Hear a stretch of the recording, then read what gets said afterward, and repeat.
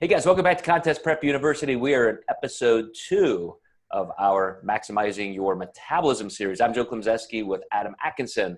And Adam, we left off just kind of giving that definition of what metabolism is. And I wanted to talk about variance. And from previous podcasts, people may remember, I go all the way back almost 100 years, probably more than 100 years now, to the original studies that keep getting reconfirmed that the average basal metabolic rate for an adult male is around 1,650 calories.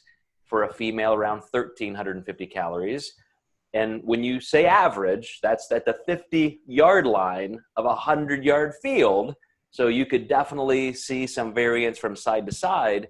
And you were ending with a couple stories, and I've got a couple of my own where, you know, somebody who was pretty sedentary, female, above 40, hypothyroid, you know, this is kind of a generalization, a persona type, but I've seen people like that have to go below 1,000 calories a day.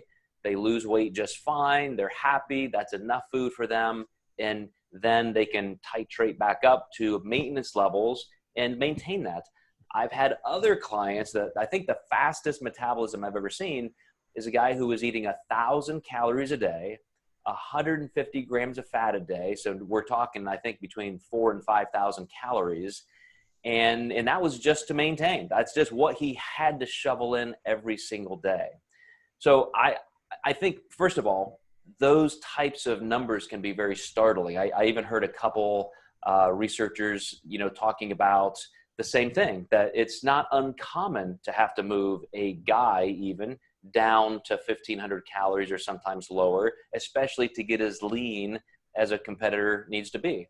So do you have what's your lowest amount of food that you've ever seen somebody make progress on? Probably 800 calories. I had a female many years ago. I think she lost 80 pounds to get to the stage, and she was about 4'11". She was a very tiny human.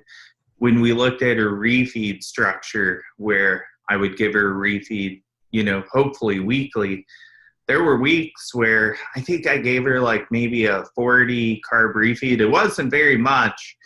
And she would store that refeed until like Friday. So we started doing every other weekend because it was like, you're going to store this glycogen and now it's going to take you a week to burn that off. And she felt good. So we started skipping refeeds. We started making better progress there. And kudos to her too. She even maintained her weight loss afterwards, which was really impressive, to go that low and then have the willpower to stick to your diet. But she was very low, probably my lowest, and that's been probably 4 or 5 years ago.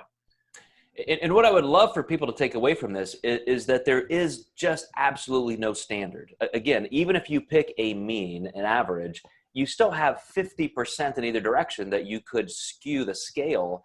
And so the easiest thing to do is to track so accurately, so objectively, knowing exactly what your intake is.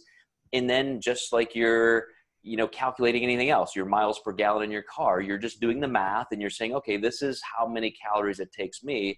And I'll bet you have these numbers yourself. If I needed to start a diet right now, Adam, and I wanted to lose 1 pound a week, I can tell you exactly what I need to eat to do that because I have that experience. I've tracked my food. I know what to do. You know, how about you? Are you in the same boat? And I'm dieting right now as well. And it was I always wish it was more than what it was, but the facts are true.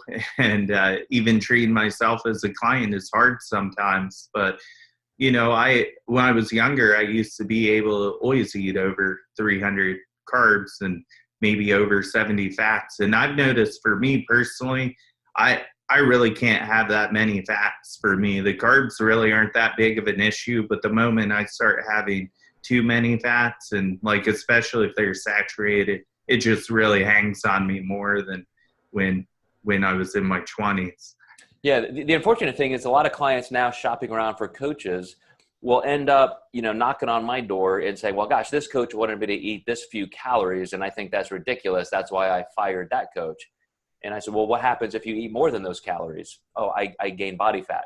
So then all of a sudden it's my metabolism, and that's somebody else's fault. And I'm coming to you to fix that, which again, as we went over in episode 1, is incredibly genetic, you know, to the tune of 40 to 50,000 different coded genes in your DNA. So, you know, that's the take home message from this, guys, before we move on, is you just have to really do some work to figure out your own metabolism. In the next few episodes, Adam and I are going to get into exactly what you can control, what you can do to maximize your metabolism.